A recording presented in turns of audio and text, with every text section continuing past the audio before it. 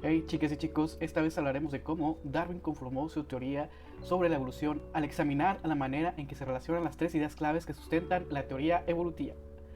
La idea de evolución intenta explicar el cómo los organismos han cambiado a lo largo del tiempo. Recordemos, las tres ideas fundamentales son adaptación, reproducción diferencial y selección natural. Al vincular estos tres conceptos, Darwin trató de que la gente de la época entendiera la siguiente imagen popular, en la que se aprecia que probablemente el ser humano evolucionó a raíz de un primate. Y a pesar que Darwin tardó cerca de 30 años en finalizar su teoría y algunos años más en publicarla, para él fue muy difícil la crítica y rechazo de la sociedad en la que vivía. Abordemos la primera idea, adaptación. En biología es un concepto que trata de explicar que los organismos tuvieron que pasar por un proceso de adecuación y modificación, tanto sus funciones metabólicas, dígase alimentación, respiración y reproducción, como su aspecto físico, para poder sobrevivir a los cambios y adversidades ambientales. Gracias a la variabilidad, los organismos tienen la posibilidad de adquirir diferentes características que probablemente les sean de utilidad y mejores en algunos aspectos que el resto de individuos de su especie. ¿Sí? Hay que recordar que se da desde el nacimiento. En el ejemplo de la actividad 46 podemos ver la variabilidad representada en la característica del color de los brillos, teniendo dos variables, verde y café. ¿Sí? El medio ambiente es un factor que influye en la adaptación, pues como se vio también en la actividad 46, algunos de ustedes supusieron que tal vez los brillos cafés sobrevivieron porque se podía mimetizar con la tierra y que probablemente el ave vería más fácilmente a los grillos verdes, ¿verdad? Y gracias tanto a la variabilidad como al medio ambiente, podemos clasificar las adaptaciones en tres. Número 1.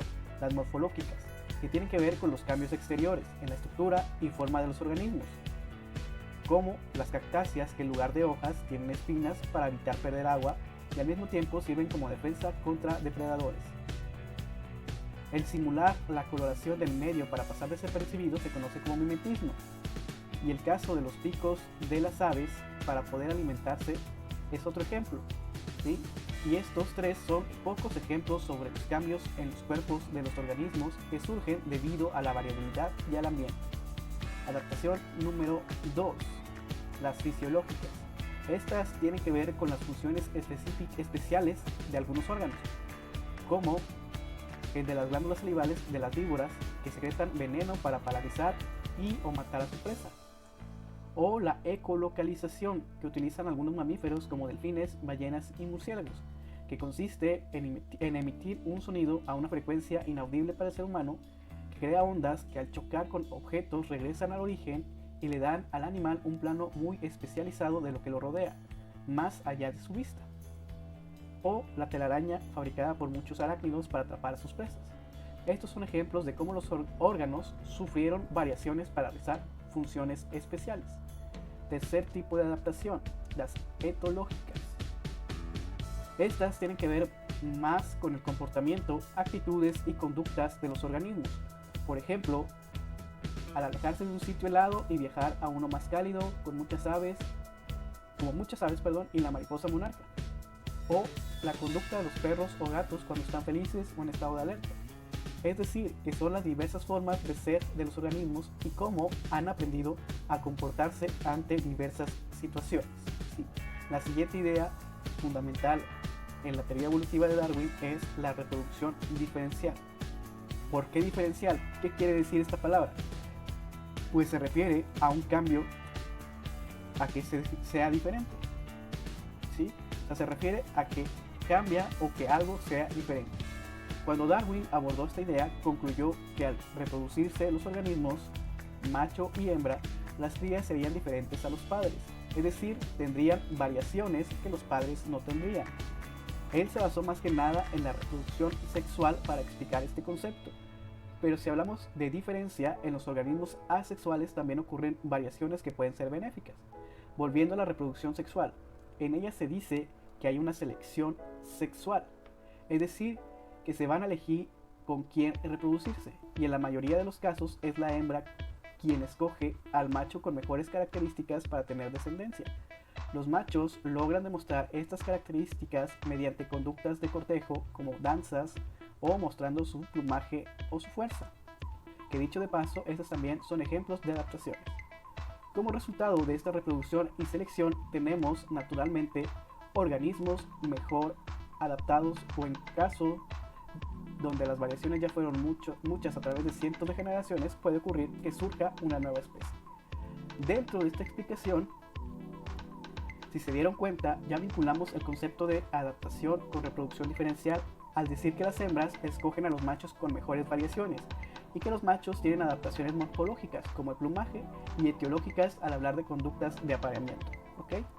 También introducimos un poco el concepto que veremos a continuación, al decir que todo el proceso de reproducción diferencial se da naturalmente y que dentro de él hay una selección natural. Entonces, la selección natural es el proceso en que se elige al organismo más adecuado para sobrevivir en un ambiente o circunstancia específica, donde no interviene el hombre.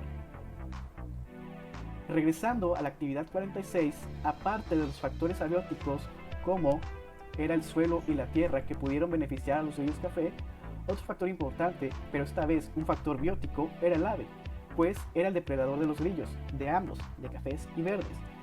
Pero por alguna razón el ave cazaba más a los verdes, es decir, elegía de cierto modo qué individuos de la población de grillos tenían mejores variaciones para sobrevivir. También factores abióticos como el agua o la cantidad de luz solar ayudan a determinar qué individuos de una población son los mejor adaptados para sobrevivir. Darwin nombró a este proceso selección natural, pues dedujo que esto había ocurrido desde el inicio de la Tierra, aún sin la presencia o intervención del hombre. Ya hablaremos más adelante del papel que juega el hombre en el proceso evolutivo. En conclusión, para que exista o digamos que un organismo ha evolucionado, deben haber ocurrido las tres ideas centrales de Darwin: adaptación, reproducción diferencial y selección natural. Y también vimos que todas estas están relacionadas entre sí y que cada una depende de la otra.